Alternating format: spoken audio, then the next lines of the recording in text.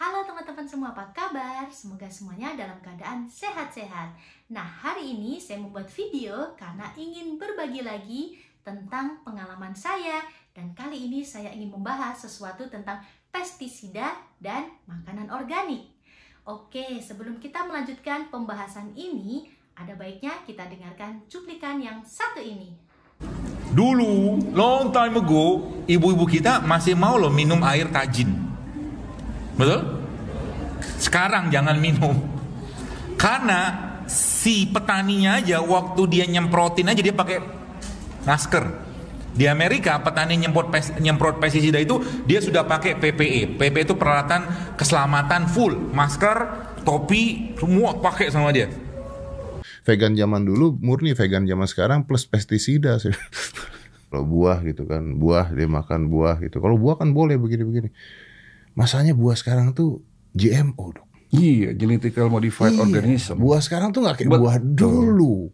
Kalau buah dulu itu disemutin, semutnya digoyang-goyangin, buahnya diambil. Kalau sekarang buah disemutin, tembak dulu semutnya, biar manis gimana nih? Bikin manis. Tadinya saya mau ngomong ke situ. Jadi kita belum ke situ pun, anggaplah ini organik. Anggap kita organik nih ya. Oke. Pertanyaannya, vitaminnya, mineralnya tidak tumbuh di tanah yang lama seperti dulu. Berarti itu saja sudah tidak tumbuh di tanah yang seperti dulu. Pestisida. Ya, hari ini kita akan membahas tentang pestisida berdasarkan pengalaman saya. Nah, jadi saya ingin bercerita tentang saat itu beberapa tahun yang lalu saya sampai sempat 2 tahun nggak makan sayur. Wow, kenapa? Jadi saat itu saya mendengarkan cerita dari teman saya. Yang pertama, teman saya ini dia punya suaminya itu bekerja sebagai tukang semprot pestisida di kebun sayur. Dan dia berkata 2 minggu sekali suaminya itu pasti akan ke puskesmas untuk dirawat. Wow. Terus kemudian yang kedua, saya mendapatkan informasi lagi dari keluarga saya. Nah, salah satu teman dari keluarga saya itu punya kebun sayur. Dan dia mengatakan kepada keluarga saya, kalau kasih makan sayur anak-anak dan cucu kamu, jangan kasih sayur yang ini, tapi belilah sayur organik. Lalu keluarga saya berkata, loh, bukannya kamu yang punya kebun sayur, kenapa kamu malah melarang orang untuk makan sayur? Lalu temannya itu berkata, justru karena saya punya kebun sayur, jadi saya tahu bagaimana cara merawat sayur tersebut di kebun. Wow. Oke, jadi karena ada 2 informasi tersebut, kemudian saya mulai searching di Google dan mulai mengaitkan dengan pengalaman-pengalaman saya di masa lampau. Dan akhirnya saya memutuskan saat itu, oke, daripada saya makan sayur yang ternyata isinya adalah racun ketika masuk dalam tubuh saya, mendingan saya nggak makan sayur sekalian. Karena apa? Karena saat itu untuk mendapatkan sayur organik itu masih sangat susah ya. Terus jadi kita harus ke supermarket tertentu baru bisa beli sayur organik. Betul begitu? Lalu kemudian harganya juga jauh lebih mahal daripada sayur biasa. Misalnya zaman dulu, ini zaman tahun saya dulu ya, kangkung itu kalau kita ke tukang sayur 2.000 tuh sudah dapat segebok gini ya. Tapi ketika kita beli organik di supermarket itu cuma dapat 1 piring kecil, kalau jadi ya cuma dapat segini. Itu dengan harga 12.000. Oke, jadi perbandingannya cukup jauh dari segi harga maupun kuantitasnya. Nah, kemudian akhirnya saya putuskan, oke, beras saya beli beras organik. Tapi sayurannya mendingan saya nggak makan sayur deh. Oke. Nah, kalau untuk daging, untuk telur, sebisa mungkin saya cari telur yang ayam kampung. Dan tapi ternyata akhir-akhir itu juga saya mendapatkan informasi kalau telur kampung pun, bahkan ayam yang disebut ayam kampung pun, itu sekarang semuanya sudah bukan kampung juga gitu kan. Jadi semuanya memang sudah ada obat-obatnya juga. Wow, lalu saya bingung, saya makan apa ya? Akhirnya setelah itu saya pasrah, tapi yang jelas saya kalau memungkinkan di rumah itu makanan yang sehat. di luar ya sudah lah ya, mau gimana lagi, nggak mungkin juga milih di restoran yang organik, nggak ada kan. Nah sementara sampai akhirnya setelah 2 tahun bener-bener nggak makan sayur, kemudian mulailah banyak beredar sayur-sayur organik, baik itu di supermarket kecil maupun di toko online. Lah mulai dari situlah saya mulai mengkonsumsi kembali sayur-sayur organik.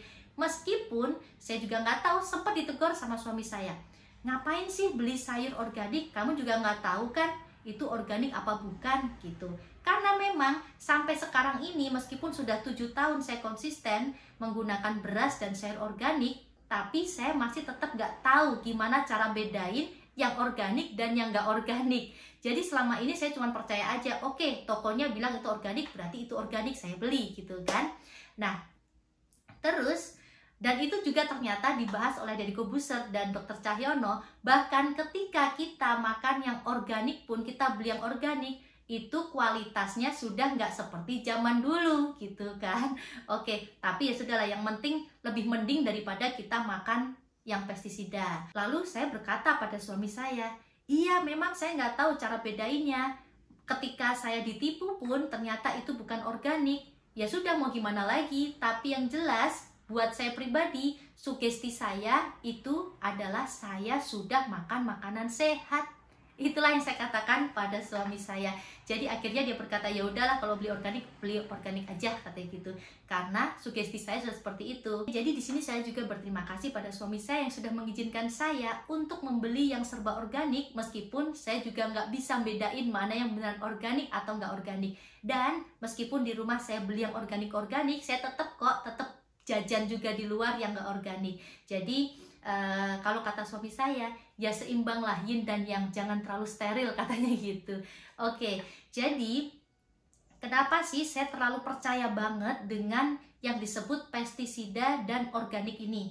Karena saya sudah punya pengalaman pribadi, di mana kalau ada teman-teman yang sudah pernah melihat video saya yang lalu-lalu, saya pernah bercerita tentang bagaimana dulu sebetulnya saya sudah divonis tidak bisa hamil. Nah kemudian saat itu saya pindah ke Jepang, dan di Jepang tiba-tiba dalam waktu 2 bulan saya hamil. Ya, terus pengalaman lagi, teman saya, dia 5 tahun di Indonesia menikah dan belum punya anak. Lalu suaminya tugas juga ke Jepang, dan dalam waktu 1 tahun dia hamil juga. Lalu yang ketiga, teman saya sudah 1 tahun di Indonesia menikah dan belum punya anak. Kemudian dia pindah ke Jepang, dan dalam waktu 5 bulan dia punya anak. Wow. Lalu saat itu ketika saya cerita sama teman-teman suka ngeledek, wah berarti kalau mau punya anak ke Jepang dulu dong, katanya gitu. Tapi waktu itu saya belum berpikir tentang kenapa sih yang pindah ke Jepang kok pada hamil gitu kan. Lalu tiba-tiba saat saya pulang sudah di Indonesia, teman saya nyamperin saya, dia sudah 8 tahun menikah dan belum punya anak. Lalu tiba-tiba dia ke dokter, dia udah ke dokter macam-macam nih ya, dan ada ke satu dokter yang terakhir ini, dia bilang sama saya, Yun, dokterku yang kali ini nggak masuk akal, aneh, masa sih saya nggak dikasih obat apa-apa, saya cuma disuruh kamu makan makanan organik gitu. Lalu tiba-tiba pikiran saya melayang kemana-mana, dicampur dengan informasi soal pestisida dan dicampur dengan pengalaman yang ada di Jepang. Kemudian saya berkata pada teman saya, ya nggak ada salahnya untuk dicoba. Coba kamu makan makanan organik. Kemudian saya menceritakan pengalaman saya di Jepang, di mana setahu saya di Jepang itu memang semua tanaman itu ditanam tanpa pestisida. Jadi semuanya organik. Bisa jadi saya dan kedua teman saya yang lainnya ini setelah pindah ke Jepang akhirnya bisa punya anak karena tubuh kita didetoks dengan makanan-makanan organik. Lalu kemudian teman saya, oke, kalau gitu masuk akal ya, saya coba deh. Dan betul loh, selama 1 tahun itu dia kerja keras banget. Coba bayangkan, zaman dulu itu adalah zaman yang saya katakan mencari sayur organik itu susah dan mahal. Dan dia rela, dia pakai beras organik, sampai dia rela nggak jajan apapun selama 1 tahun. Jadi ketika dia pengen roti, ketika dia pengen apapun, dia bikin sendiri di rumah dengan menggunakan bahan-bahan organik. Dan suaminya juga dilarang untuk jajan, bahkan setiap suaminya kerja dibawain bekal makan. Dan untung banget suaminya ini nurut banget, karena memang pengen punya anak juga ya. Dan apa yang terjadi? 1 tahun kemudian teman saya tersebut benar-benar hamil dan punya anak, sekarang anaknya 2. Nah, begitu juga dengan saya yang sudah divonis tidak bisa punya anak, akhirnya saya punya anak sampai sekarang ada 3. Nah, jadi karena sudah merasakan manfaat organik yang sedemikian sedemikian berpengaruh dalam hidup saya, akhirnya saya memutuskan untuk anak-anak harus makan makanan yang terbaik. Karena ingat, sedekah yang terbaik adalah sedekah untuk diri sendiri dan keluarga. Jadi ketika kita menyiapkan makanan yang terbaik di rumah, itu berarti kita sudah bersedekah pada diri kita dan kepada keluarga kita. Oke, jadi itu dia pengalaman saya yang mudah-mudahan bermanfaat. Bye-bye.